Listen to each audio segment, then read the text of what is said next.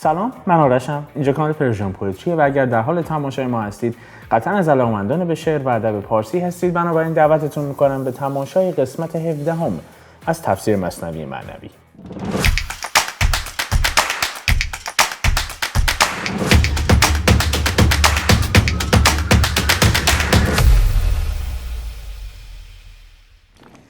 همونطور که عرض کردم رسیدیم به قسمت 17. 16 قسمت قبلی رو هم تحلیل کردیم، تفسیر کردیم، با هم مطالعه کردیم. اگر تماشا نفرمودید لینک پلیلیستش رو این بالا در دسترستون قرار میدن. بچه‌ها حتما مشاهده بفرمایید، لذت میبرید و خب بیشتر با دیدگاه مولانا به جهان هستی آشنا میشید. و الان هم وسط داستان سوم از دفتر اول مثنوی معنوی هستیم، داستانی که بسیار طویله، بسیار بلنده، 400 بیت هست. عرض کردم شاید مجبور بشم 20 پست رو ارائه بکنم خدمتون تا این داستان رو ببندیم و بسیار به تفصیل در پست قبلی در رابطه با این داستان صحبت کردم.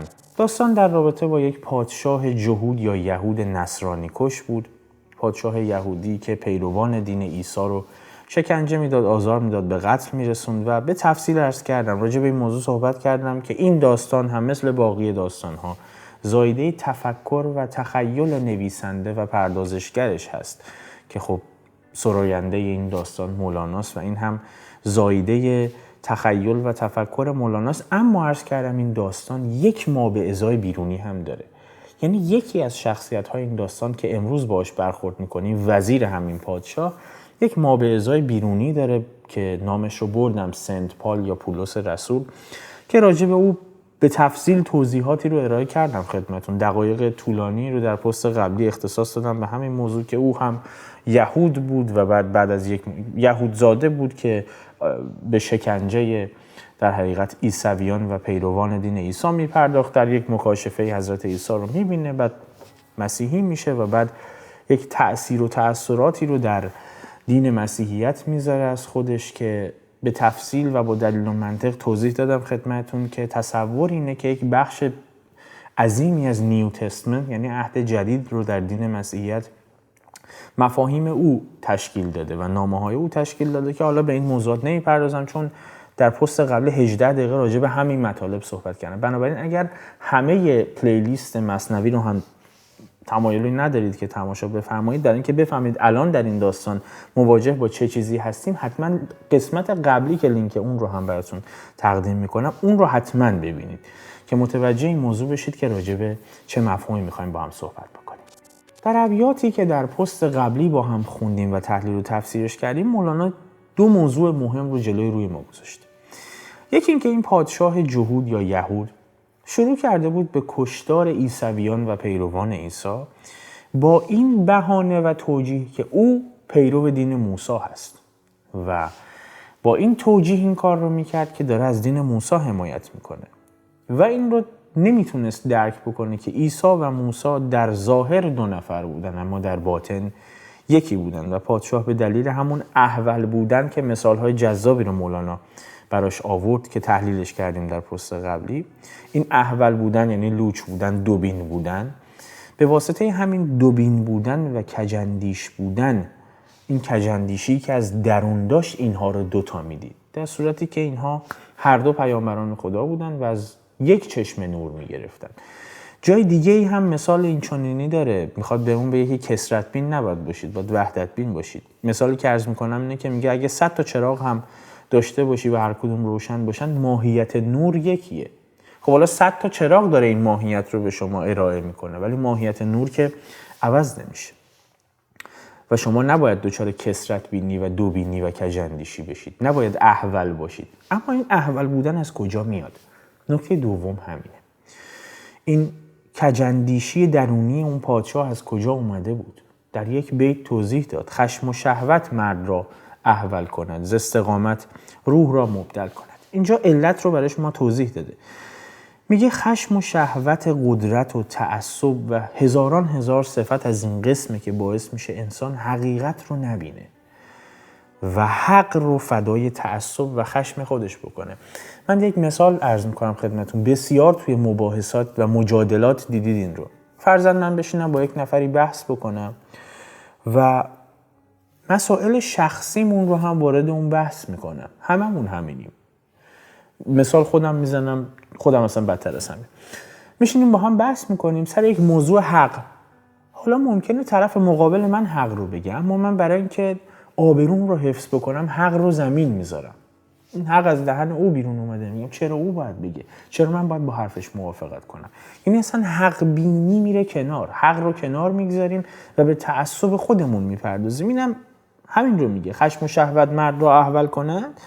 میگه این خشم و تعصب و اتفاقا استقامت بر روی همین تعصب، استقامت روح را مبدل کنن، استقامت و پایمردی روی همین تعصب خطا باعث میشه که انسان کثرت‌بین و دوبین بشه، کجندیش بشه. بعد این کجندیشی هم با عدم تفکر مخلوط میشه، نتیجهش میشه کجرفتاری، اونجا تازه نمود پیدا میکنه.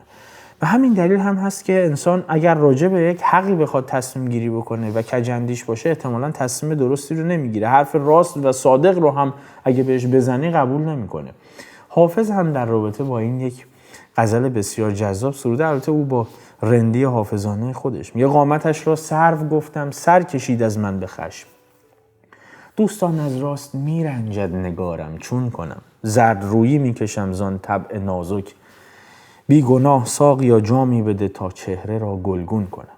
اونجا هم داره همین رو میگه، البته در قالب یک غزل عاشقانه میگه این رو. میگه رفتم به معشوقم گفتم که تو قد و قامتت مثل سرو میمونه و او ناراحت شد، سر کشید از من به خشم. گفت نه اینجوری نیست، من این شکلی خطاب نکن، همچین توصیفی از من ارائه نده، دوستان از راست میرنجد نگارم چون کنم. دیگه این تخصص حافظ در پیچ و تاب دادن کلمات. این راست به معنی راست قامت هست، اما ایهام داره. طبق معمول حافظ همیشه با ایهام غزل میگه. این راست به معنی صدق هم هست. میگه من راست گفتم، واقعا برای من مثل سرو میمونه، واقعا از سر صدق اینجوری گفتم که تو قامتت مثل سرو میمونه، ولی اون از راست میرنجید. حالا این مثال رو زدم، خیلی مفهومش با این موضوع همخوانی نداره، اما دارم میگم انسان حتی میتونه از صدق و صداقت و حق هم برنجه اگر احول و دوبین باشه، اگر کجندیش باشه. بریم سراغ داستان.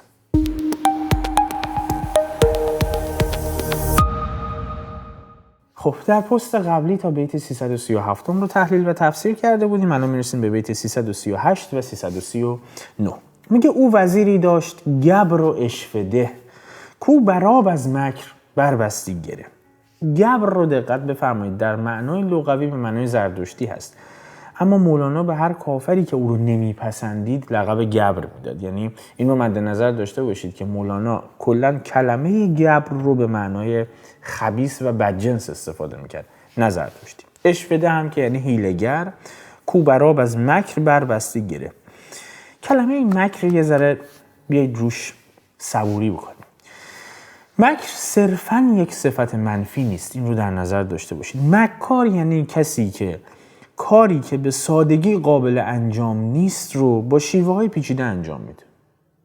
حتی ممکنه حیله‌گری بکنه، با روش‌های انجامش بده که یک انسان به سادگی نتونه بهش دسترسی پیدا بکنه و انجامش بده. بنابراین این مکر همیشه منفی نیست، اما اگر در خدمت یک هدف منفی و ناپسند باشه، خب نتیجهش هم میشه منفی دیگه. مثل اسلحه، شما ممکنه برای دفاع از خودت استفاده بکنی یا نه ممکنه این رو برای تهاجم استفاده بکنی و خب دقیقاً مثالی که عرض کردم مثل اسلحه یک مثال منطقیه، چون مکر هم یواش یواش این نیل به هدف از طریق پیچیدگی معمولاً برای اهداف مناسبی استفاده نمیشه، برای اهداف ناپسندی استفاده میشه. بنابراین این مکر و مکار بودن هم به مرور زمان معنی این لغت بار منفی پیدا کرده. مثل دقیقاً اتفاقی که برای سلاح میفته، اول ممکنه برای دفاع تولید شده باشه، الان که امروز متاسفانه همه جای جهان برای تهاجم استفاده میشه. بگذاریم. حالا چرا میگم این مکر صرفاً یک صفت منفی نیست؟ خود مولانا جای این رو برای شمس به کار برده، او رو مکار خطاب کرده. زمانی که شمس بار اول بود از مولانا دوری میکنه، از شهر میره بیرون، مولانا ماها داشت دنبالش میگشت و در انتها پسرش رو میفرسته دمشق و حلب که بگرده دنبال شمس و شمس رو پیدا هم میکنه اتفاقا و برش هم میگردونه. این غزلی داره در رابطه با همین موضوع. گویا این خبر رسیده بهش که پسرش شمس رو پیدا کرده و یا شمس رو پیدا کردن یا شمس در راه هست. مولانا دوستانش رو میفرسته به استقبال شمس و این غزل رو میگه که بروید ای حریفان بکشید یار ما را، به من آورید یک دم صنم گریزپا را، اگر او به وعده گوید که دمی دگر بیارم، همه وعده مکر باشد بفریبد او شما را. اینجا از صفت مکار بودن هم استفاده کرده برای شمس. دم سخت گرم دارد که به جادویی و افسون، بزند گره براب او و ببندد او هوا را. میگه به سادگی نمیاد، ممکنه شما رو خام بکنه، دمش گرمه، خیلی خوش صحبته و آب رو گره میزنه که حالا الان هم بهش برخورد میکنه. یعنی اینقدر زیرکه، هوا رو گره میزنه، آب رو گره میزنه، چیزی که به نظر غیر ممکن میاد. و در انتها برای اینکه بگه که این کسی که من صفت مکر رو بهش نسبت دادم، میگه به مبارکی و شادی چون نگار من درآید، به نشین نظاره میکن تو عجایب خدا را، که بگه چی هست این کسی که قرار بیاد سمت من. اینجا هم همینه، میگه او وزیری داشت گبر و عشوه، کو براب از مکر بربستی گره. اینجا هم این رو بیان کرده که آب رو گره میزد. این وزیر انقدر زیرک بود، انقدر تیزبین بود، انقدر باهوش بود. آب گره زدن کنایه از یه کار غیر ممکن کردن هست که خب قاعدتا توسط مکر و حیله و تیزبینی میشه انجامش داد. میگه همچین وزیری داشتیم پادشاه. بیت 339 میگه گفت ترسایان پناه جان کنند، دین خود را از ملک پنهان کنند. این وزیر مکار و حیله‌گرش و تیزهوشش به پادشاه گفتش که این ترسایان، یعنی در حقیقت عیسویان، اینا برای اینکه جونشون حفظ بشه دین خودشون رو از شما پنهان میکنن، دین خود رو از ملک پنهان کنن. به واسطه اینکه حفظ جان بکنن، یعنی در داخل در درون این ایمان رو به دین عیسی دارن، ولی جلوی شما یه شکلی نشون میدن که حالا عیسوی نیستن و پیرو یهود هستن. در ابیات 340 و 341 میگه کم کشیشان را که کشتن سود نیست، دین ندارد بوی مشک و عود نیست. وزیره یه نگاهی پادشاه میکنه، میگه تو اگرم میخوای نسل اینا رو از بین ببری، اگه میخوای هیچ پیرو عیسایی هم نباشه، این مدلی کشتن سود نداره ها، به نتیجه نمیرسی. دین که مثل مشک و عود نیست، دین که مثل عطر نیست که خودش بیان کنه، یعنی شما بو بکشی بفهمی کی طرفدار و پیرو عیساست. اینا ممکنه در دلشون یک ایمانی نهادینه شده باشه که تو نتونی از ظاهر تشخیص بدی. حالا ممکنه ظاهر عبادتش رو به خاطر تو تغییر بده، پیرو اون احکام موسی باشه که تو میخوای در حقیقت حقنه کنی بهشون، ممکنه مثل یهودی رفتار بکنه ولی تو شک نکنی، ولی از باطن ممکنه این ایمان رو تو نتونی تشخیص بدی. مثل مشک و عود نیست که تو بفهمی. از طرفی هم داره میگه این مدلی کشتن جواب نمیده، به ضرب شمشیر که نمیتونی اعتقادشون رو بگیری، که بدتر اینا تحریک میشن. این باید یه حیله‌ای به کار ببری. سر پنهان هستن در صد غلاف، ظاهرش با تو چطور باطن خلاف. این اعتقادات یک امر قلبیه، در دل نهادینه میشه. سر پنهان است، 100 تا غلاف داره، ممکنه 100 مدل پوشش داشته باشه. ظاهرش با تو چطور، یعنی ظاهرش رو ممکنه مثل تو بکنه، حالت ترس جونش انقدر بهشون فشار بیاری، ولی ظاهرش اینجوریه، باطنش با تو مخالفه و تو هر چقدر هم که تلاش بکنی نمیتونی این طرق مختلفی که اینها پنهان کاری میکنن رو پیدا بکنی. اینا ظاهر نگه می‌دارن. در بیت 342 و 343 میگه شاه گفتش پس بگو تدبیر چیست، چاره آن مکر و آن تزویر چیست، تا نماند در جهان نصرانی، نی هویدادین و نی پنهانی. شاه برگشت بهش گفتش خب اگه اینجوریه تو من بگو تدبیر چیه، من باید چیکار بکنم اینا رو؟ نسل اینا رو نمیخوام باشن اصلا. چاره این مکر و تزویر و این ریاکاری و دورویی اینا چیز که ممکنه در درون به عیسی اعتقاد و ایمان داشته باشن اما در ظاهر به من نشون بدن که به موسی اعتقاد دارن و یهودیان. چارهش چیه؟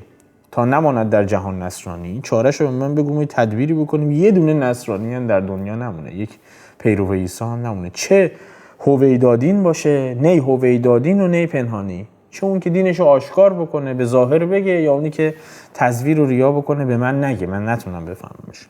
میخوام همشون رو از بین ببرم.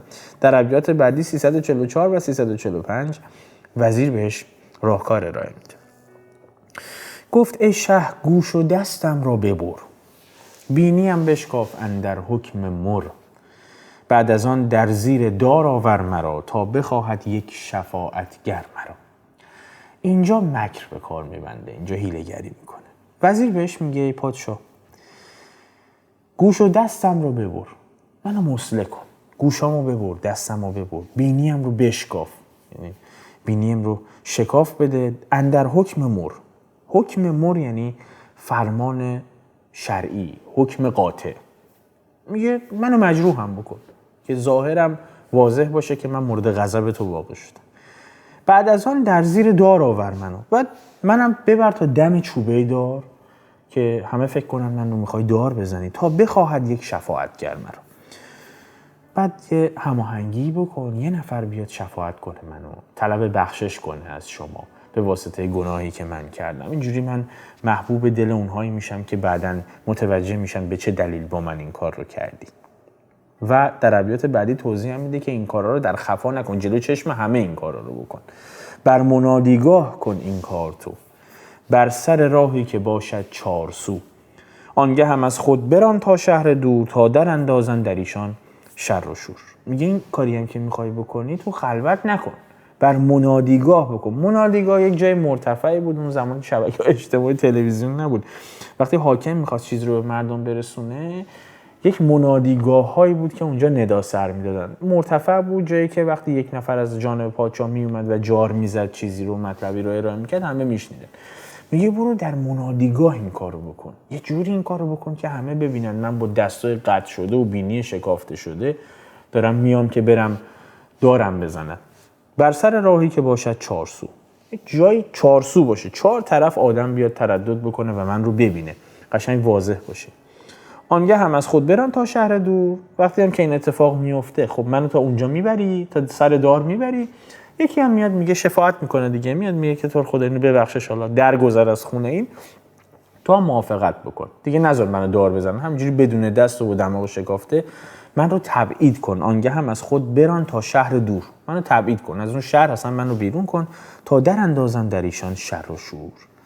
بعد از اون من میگه میرم بین این عیسویان، بین این در حقیقت پیروان عیسی محبوب خواهم شد، چون میرم و بهشون میگم که من پیرو دین عیسی بودم، پادشاه فهمید با من یه همچین کاری رو کرد، بین اونها محبوب میشم و بعد در بین اینان شر و شور را میندازم، آشوب به پا میکنم بین اینا.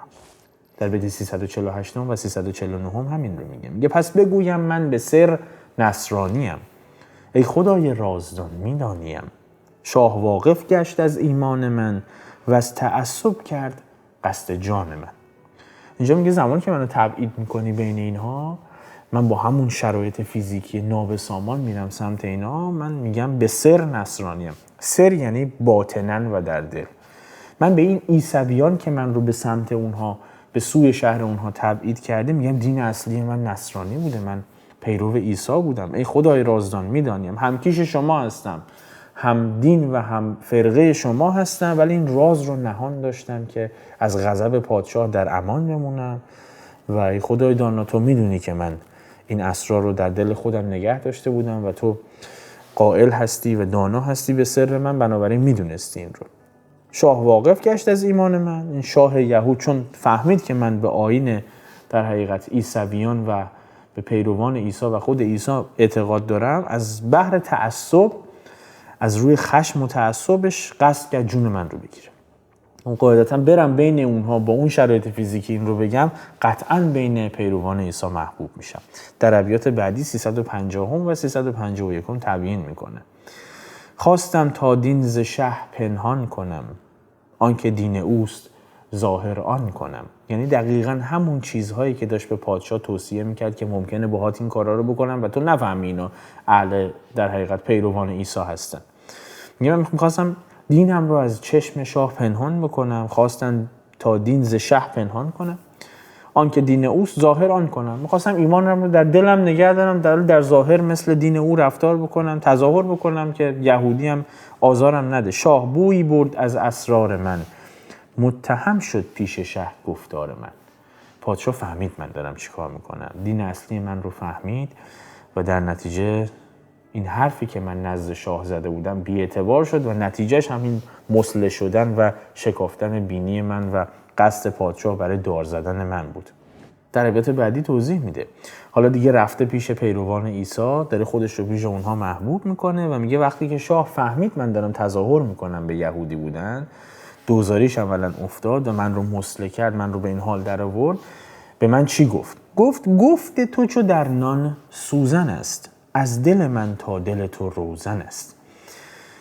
نان در سوزن بودن کنایه از تظاهر کردن و ظاهرسازی کردن، کنایه از صادق نبودنه، چون نان در ظاهر خوردنیه، یعنی شما میبینیدش و لذت میبرید از عطر و بوش، اما مثل اونی که داخلش سوزن باشه، شما وقتی اقدام میکنید به خوردن این دهانتون پاره پاره میشه. این حکایت حرف و کلام بعضی هست که شما میبینی این کلام زیباست ولی میدونی پشتش چه خبره، میدونی پشتش صداقت نداره. آدم حقیقتا وقتی میدونه که کسی با عدم صداقت یک حرف زیبا رو بهش میزنه، از درون این جان خراش پیدا میکنه. بگذاریم اینجا هم داره میگه پادشاه به من گفتش که نه، تو مثل نونی میمونی که توش سوزن کرده باشن. تو تا الان به من نشون میدادی که یهودی ولی در ظاهر بوده، در باطن اهل پیروان عیسی بودی. از دل من تا دل تو روزن است، از دل من به دل تو یه راه هست، یک دریچه‌ای بوده، من اینا رو دیدم، فهمیدم، من از آن روزن بدیدم حال تو. از همون روزنه درونی از قلبم، ندای درونم متوجه شدم که تو داری ظاهر سازی میکنی و در درون چیز دیگری هستی. حال تو دیدم، ننوشم قال تو. دیگه واقف شدم احوال چیه. دیگه به کلامت و این ظاهر سازید و فریبهات توجهی نمی کنم. همه اینا بازیه ها، قاعدتاً با خود پادشاه هماهنگ بوده. در ابیات بعدی در بیت 354 و 355 میگه گر نبودی جان عیسی چاره‌ام، او جهودانه بکردی پاره‌ام. میگه اگه عیسی به داد من نمیرسید، گر نبودی جان عیسی چاره‌ام، اگه دین عیسی به داد من نمیرسید، خود عیسی من رو یاری نمیکرد، او جهودانه بکردی پاره‌ام. این شاه ظالم یهودوار من رو پاره پاره میکرد. ببینید به این موضوع باید دقت بکنید. نمیتونم هم اذعان نکنم این رو، یعنی اگر نگم شاید حقیقت رو پنهان کرده باشم من هم، بنابراین نمیخوام منم احول و دوبین باشم. نکته مهم اینه که داره میگه جهودانه، یعنی یهودوارانه بنده رو با خشم قرار بوده که مسله بکنه. پس داره یک صفتی رو با غضب و خشم به یهود نسبت میده.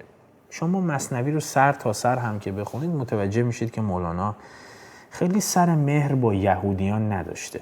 یعنی هر جا یهود، کلمه یهود یا جهود یا جهود رو در مثنوی به کار برده، با خشم و غضب به کار برده. حالا این دلایل متفاوتی میتونه داشته باشه، یا یک بخشش ممکنه مربوط بشه به تاریخ اسلام، اینکه مسیحیان کلاً با پیامبر اسلام جنگ نکردن و یه قصه مباهله بود که اون هم در انتها انجام نشد، اما یهودیان به واسطه این تاریخ پرپیچ و تابی که داشتن و پیمان بستند با مخالفان پیامبر اسلام و پس از اون هم فکر میکنم پیمانشون رو با خود پیامبر مسلمین یعنی حضرت محمد هم شکستن.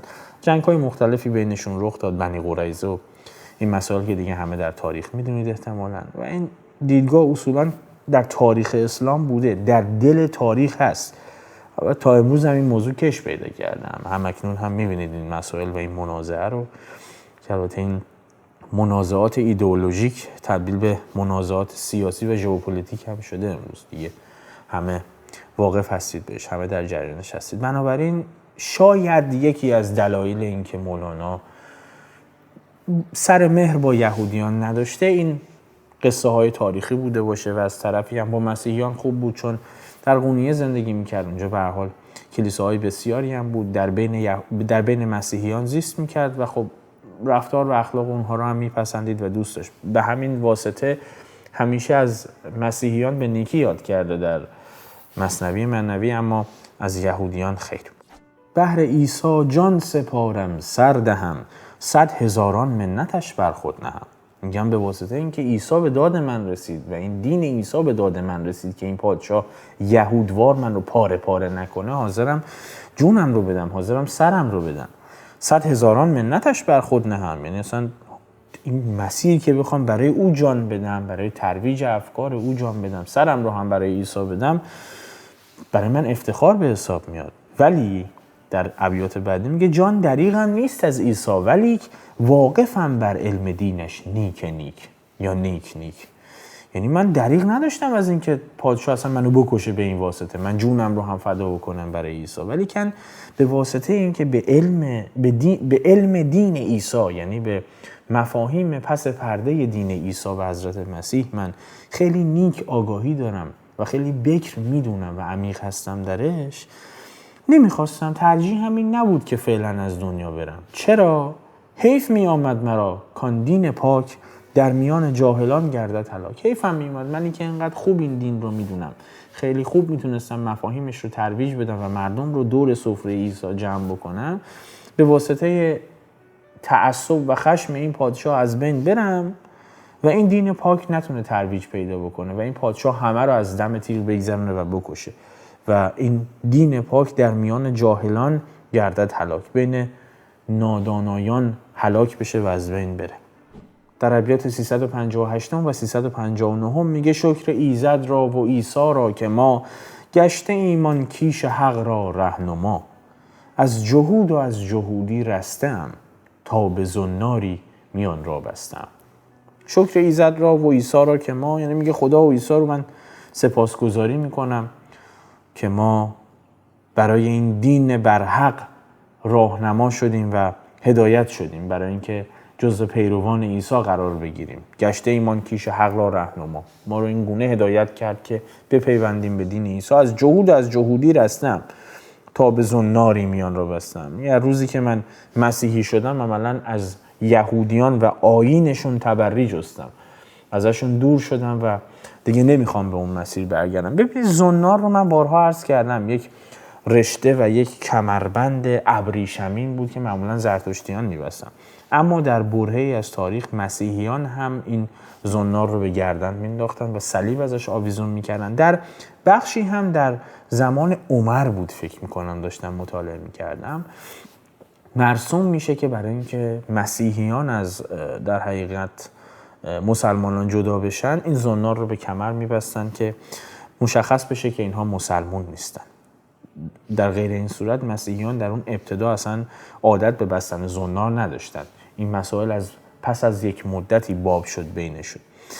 علی ای حال این زنار بستن در مثنوی وقتی بیان میشه کنایه از به دین مسیحیت در اومدن هست. میگه از جهودی رستم، تا به زناری میان را بستم. میگه از روزی که یعنی من این زنار رو به میان بستم، مسیحی شدم، دیگه از جهودی خودم فاصله گرفتم و تبری جستم. دور دور عیسی است ای مردمان، بشنوید اسرار کیش او به جان. کرد با وی شاه آن کاری که گفت، خلق اندر کار او مانده شگفت. دیگه برمیگرده به اون پیروان عیسی، میگه دور دور عیسی است ای مردمان، اشاره میکنه به همون موضوعی که من در پست قبلی به تفصیل راجع به صحبت کردم، عهد قدیم و عهد جدید، اینکه حالا هر کدومش نشان دهنده چی هست و چه مفاهیمی در هر کدومش نهفته است. اینجا میگه دور دور عیسی است، دیگه عهد عیسی است. الان نوبت عیسی است و او باید پیامبر باشه. بشنوید اسرار کیش او به جان، میگه اسرار دین و آیین و کیش و مذهب و مسلک او رو با دل و جونتون گوش بکنید. کرد با وی شاه آن کاری که گفت، خلق اندر کار او مانده شگفت. اینجا هم داره میگه که این حیله‌ای که قرار بود این وزیر و شاه به کار ببندن، خیلی هوشمندانه این بخش رو آورده وسط داستان، چون شما هی میرید داخل داستان غرق میشید و حواستون نیست، ممکن از یاد ببرید که این وزیر که اینقدر داره با سماجت و با استقامت این کار رو میکنه بدون دو دست و با بینی شکافته، حقیقتا در ابتدای داستان گفته بود که یهود بود و داشت این گونه ظاهرسازی میکرد برای مسیحیان برای اهداف بعدیش. اینجا داره ذکر میکنه، میگه کرد با وی شاه آن کاری که گفت. اون شاهی که حقد جهودانه داشت، همون شاه یهود ستمکار، این پیشنهاد فتنه انگیز و پر شر و شور و پر آشوب این در حقیقت وزیر یهود خودش رو عمل کرد بهش. وزیر رو به همون ترتیبی که قول داده بود شکنجش کرد، دست و بالش رو برید، بینیش رو شکافت و از این ستمی که به او روا داشت این حقه گرفت و مردم از کار این پادشاه در شگفتی مونده بودن. خلق اندر کار او مانده شگفت، یعنی مونده دیده بودن که این وزیر که از نزدیکان دربار پادشاه بود یهو چه شکلی ورق برگشت و بر ضد او شد و باهاش همچین کاری رو کرد. و در بیت انتهایی که این بخش تقدیمتون میکنم، بیت 362 میگه راند او را جانب نصرانیان، کرد در دعوت شروع او بعد از آن. میگه بعد از اینکه این شکنجه رو انجام داد، این وزیرش رو تبعید کرد بین نصرانیان، بین پیروان دین عیسی. و حالا که این وزیر با این شرایط به واسطه اینکه به پیروان عیسی گفته بود که من چون پیرو عیسی بودم پادشاه این کار با من کرده و من عالم به دین عیسی هستم، الان که تبعید شده بین پیروان عیسی بسیار محبوب خواهد بود بین او به واسطه این حقه. و پس از او شروع به دعوت کردن میکنه از اونها که بپیوندن به دین عیسی و عملاً به دین عیسی که پیوستن تبلیغ دین مسیحیت رو بکنن که در ظاهر اگر هم در باطن ایمان به مسیح دارن ولی در ظاهر نشون میدن که عهد موسی رو قبول دارن و یهودی هستن، اینجا دیگه مشخص میشه، چون دیگه غیر ممکنه شک بکنن یکی با 2 دست بریده و بینی شکافته بیاد بینشون بگه من هم به خاطر اینکه پیرو عیسی بودم به این شکل در اومدن و باز هم شک بکنن. اینجا اونهایی که در دل داشتن مهر عیسی رو میپروروندن ولی در ظاهر داشتن نشون میدادن یهودی هستن، یواش یواش خودشون رو نمایان میکنن و من بقیه داستان رو براتون نمیگم که لو نره. بنابراین اگر میخواید بقیه داستان رو هم ببینید حتما کانال رو سابسکرایب بکنید و زنگوله کنارش رو هم بزنید و بقیه شبکه‌های اجتماعی ما که بچه‌ها همیشه لیستش رو این کنار برای شما قرار میدم و لینکش رو در دیسکریپشن حتما فالو بفرمایید، مخصوصا اینستاگراممون رو. و اگر قصد همیاری با مجموعه پرژن پویتری رو هم داشتید، اگر داخل ایران هستید میتونید از لینک آیدی پی و اگر خارج از ایران هستید میتونید از لینک پیپل استفاده بفرمایید. همیاریتون رو به ما برسونید، بسیار به ما و مجموعه ما کمک میکنه. امیدوارم توی پست بعدی هم ببینمتون. به سلامت.